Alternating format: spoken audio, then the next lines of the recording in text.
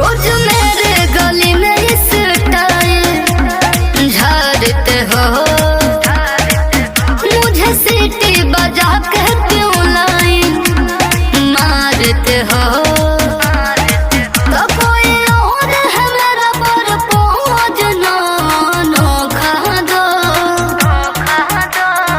अपने लवर को धोखा दो, अब मुझे भी डार्लिंग मौका दो।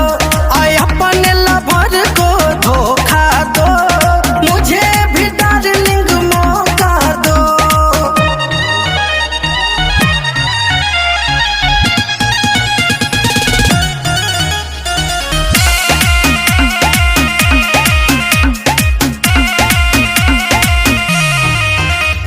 खर्चा मेरा उठाओगे क्या, शॉपिंग डिनर कराओगे क्या, बोलो कर लोगे।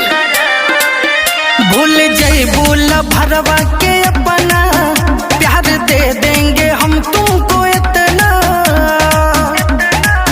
वो दिल है बाबू तुम जिसके खोखा हो।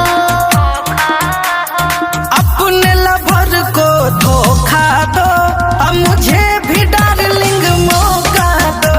आए अपने लवर को धोखा दो, मुझे भी डार्लिंग मौका दो।